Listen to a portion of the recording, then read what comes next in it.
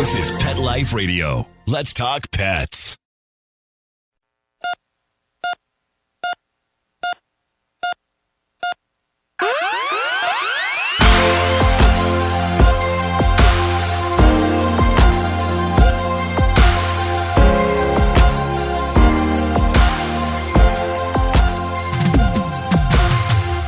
Welcome to ER Vet on Pet Life Radio. I'm your host, Dr. Justine Lee, and I'm a board-certified emergency critical care veterinary specialist and toxicologist. Thanks for joining us today. Today, we're going to be talking about all things dog training related. So if you have a dog, I absolutely want you to tune in because I'm super excited to have a special guest today. We'll be right back after these messages. I'm your host, Dr. Justine Lee. I'd like to tell you about Natural Farm all-natural dog chews and bones, made from sustainably sourced ingredients and produced and lab tested in their factory in Brazil. Natural Farm has some new exciting products, including stuffed collagen sticks in 3 different flavors: Bully Stick, Peanut Butter and Chicken, Power Bully Sticks made from beef cheek and pizzle, and peanut butter flavor collagen sticks. Your dog will love them. Go to naturalfarmpet.com and save 15% off with code ERVET15. Let's Talk Pets on PetLifeRadio.com.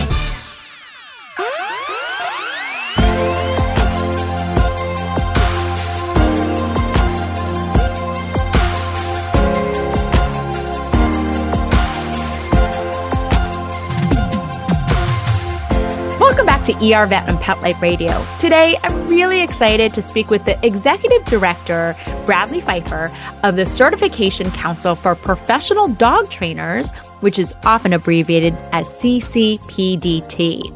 Bradley, thank you so much for joining us today. Hi, thank you for having me. This is a great opportunity. We're really looking forward to the conversation. You know, I'm so glad that we were able to connect, because one of the things as a veterinarian that I can't stand is a poorly trained dog. And I always say my only 2 rules for dog ownership are 30 minutes of exercise a day and 2 levels of obedience training. And if you can't commit to that, I always say you really shouldn't get a dog.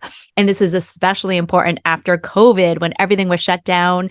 And now we veterinary professionals see, unfortunately, a lot of poorly behaved dogs.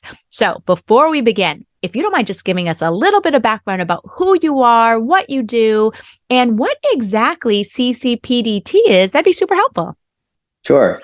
My name is Bradley Phifer. Day to day, I am a professional dog trainer working out of Indianapolis. Offering companion dog training primarily is what me and my company serves. And then my the other role that I play within the profession right now is as the executive director for the Certification Council for Professional Dog Trainers. The CCPDT is an independent certification organization for the industry.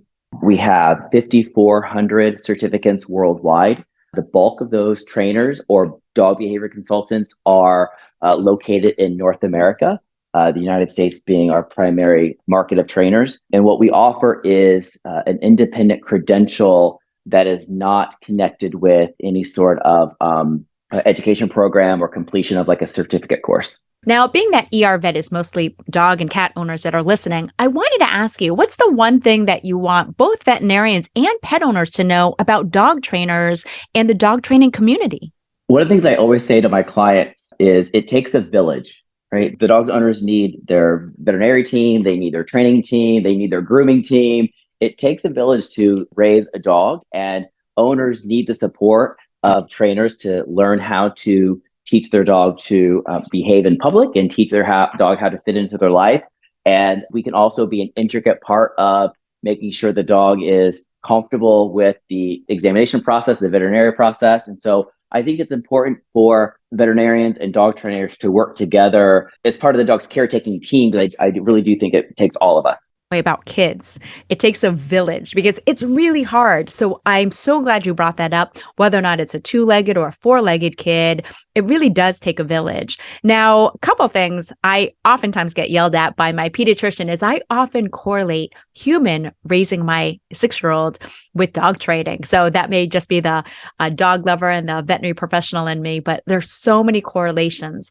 Now, I did want to ask you, what are the top issues and concerns on the mind of professional dog trainers? There's a number of things that are facing us right now. One of the big pieces is that dog training is an licensed profession. And so, we're working a lot at the CCPDT on raising awareness at a state level to bring model legislation for dog trainers. So that way we can create kind of a minimum standard across the board that dog trainers need to meet in order to be able to practice and provide services to the public. The other thing that's really important is that when we are referring our patients, or I guess the veterinary patients, to a dog trainer, that veterinarians are also doing their due diligence to make sure that they're referring their patients to someone who is skilled and has demonstrated competence. I was really fortunate, several years ago, probably in my middle 20s, to work for a veterinary clinic here in Indianapolis that, as part of their standard of practice, we together opened a dog training facility. And so we offered day training programs and group classes. And so within that model, when one of the doctors saw a new puppy patient or was doing their semi-annual exams and the owners had mentioned that the dog was having some challenges at home, the veterinarian at that moment was able to not just say, well, you should enroll in training, call Brad, or I've heard good things about the local trainer over on Main Street, but they were able to refer the patient to the in-house trainer. And that helped a lot because it allowed us to be, again, a part of that caretaking team. We knew what the veterinarian wanted. We were able to refer back to the medical notes, and we were able to put our training notes in. And so that really helped create continuity, but not every veterinary practice has that option, obviously. And there are a number of trainers in every city that are really well qualified, but not every trainer has demonstrated the same level of competence. And not every certified trainer has passed the same rigorous examination or is expected to abide by the same standard of practice. And so the other thing that I think is really important as we start talking about the veterinarian and dog trainer relationship is just simply what to look for in a credential. And the CCPDT has a couple of credentials that the veterinarians can be looking out for.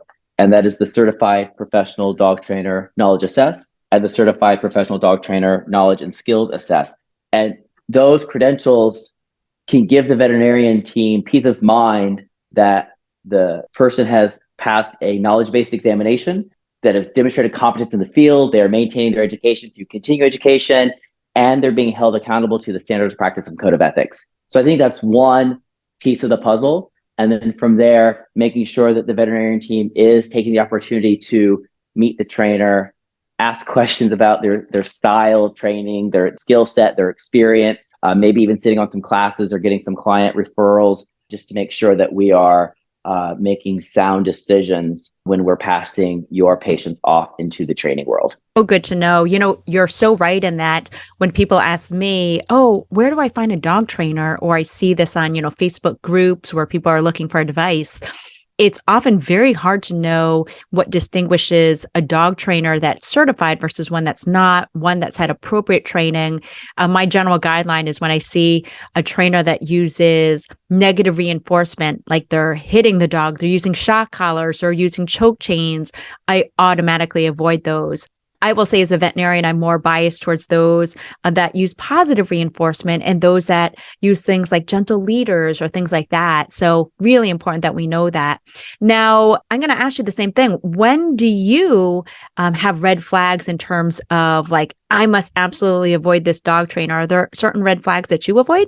There certainly are certain red flags. I think first and foremost, as you mentioned, today's dog trainer, right, is employing positive reinforcement through food and toys as their primary means of teaching behaviors or skills. It is an antiquated way of training when we're talking about, dominant theory. You've got to be the alpha dog. You've got to be the pack leader. Those are certainly good marketing terms, and sometimes pet owners can identify with them based on, television shows and books and things like that. But I think first and foremost, when a trainer is using some antiquated language, talking about, you got to be the energy when you're training your dog and things like that, or their primary tools of choice are remote training collars to teach skills.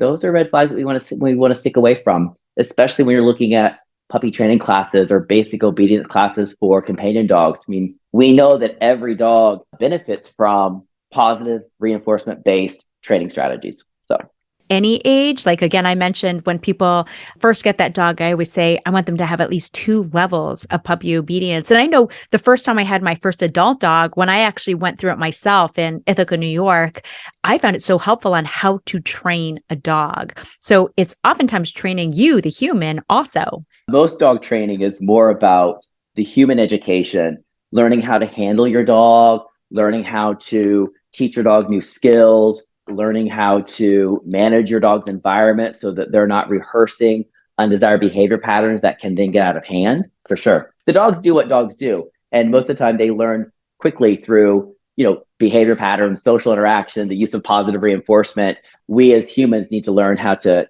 do our jobs well. Now, I know you already touched on this when it comes to certification and credentials, but do you mind just clarifying a little bit more? How important are certification credentials for dog trainers, and how does one look that up as a dog advocate for their own pet? We have a couple of resources for dog owners. They can visit our website, which is ccpdt.org, or they can visit our consumer-focused website, which is fetchtheanswer.com. On both sites, they're going to find a trainer directory where they can search by trainers' credentials, location, city, state, zip code, and find trainers in their area that have passed one of our certification exams and earned the credential.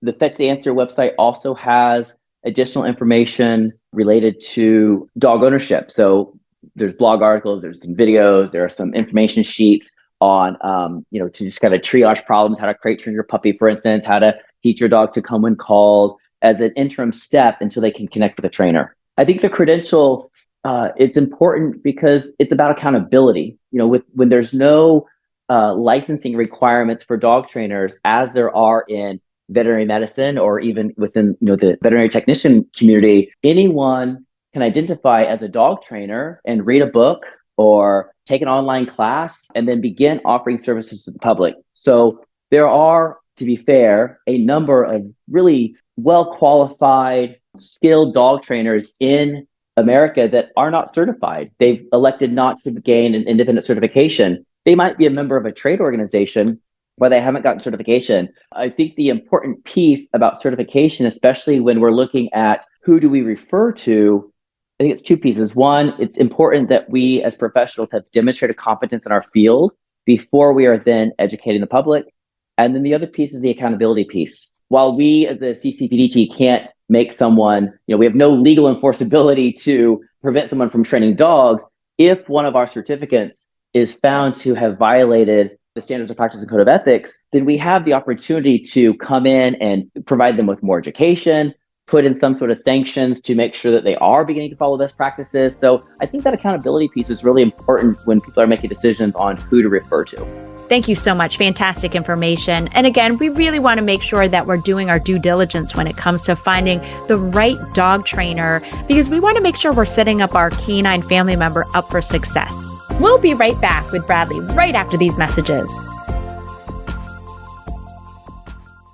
How many of you have pets? My hand's raised. Now think about how lucky you are to have such a sweet little pet in your life, and that pet is lucky to have you too. But unfortunately, there are countless pets out there that don't have a home to call their own. However, Bob's from Skechers is trying to change that. So we developed Bob's for dogs and cats to help pets in need. With every purchase of adorable Bob's footwear or fun, stylish apparel, or even the cutest Bob's pet accessories, Skechers makes a donation to Petco Love to help save shelter pets. And with your help, we've already saved the lives of over 1 million pets and raised over $7 million. So while you're getting style and comfort with features like Skechers' famous memory foam cushioning, you're also helping to save an adorable pet in need and helping another lucky owner be connected with a future best friend and companion, because happiness is having a loving pet by your side. Find Bob's at a Skechers store, Skechers.com, select Petco locations, or wherever stylish footwear is sold. Let's talk pets. Let's talk pets On Pet Life Radio. Pet Life Radio. PetLifeRadio.com.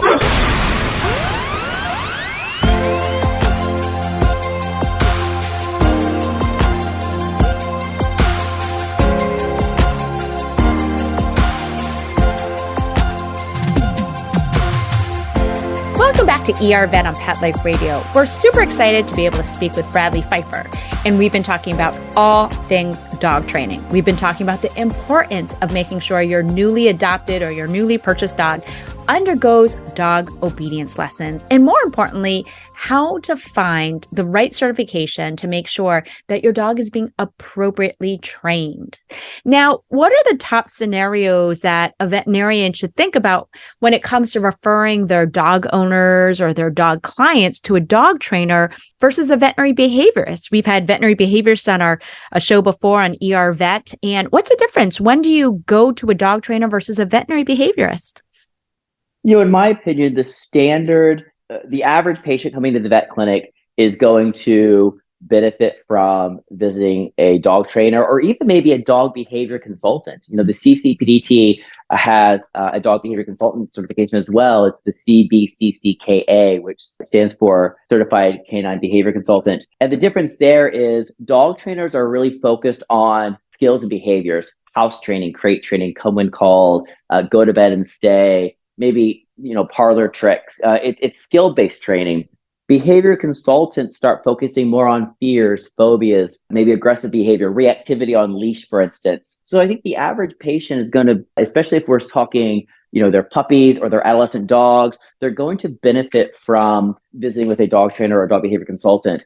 The veterinary behaviorist oftentimes comes in, again, it takes a village. And so depending on the severity of the fear, phobia, or aggressive behavior, the length of history, if there's concern that there may also be some physiological pieces going on that's contributing to the behavior, then I think we need to tie in the vet behaviorist. If the primary care veterinarian doesn't have a lot of experience or training in behavior, then it might make sense to incorporate both the vet behaviorist and a dog trainer or dog behavior consultant into the conversation so that there is adequate support for the owner and the patient. It would be worthwhile to note too that not every dog trainer who has the CPDTKA certification has the knowledge, skills, or experience to handle behavior cases. They may, but I think it's that credential, the CBCCKA credential, is the sign that the person has gone to the next level and is ready and has demonstrated competence in the area of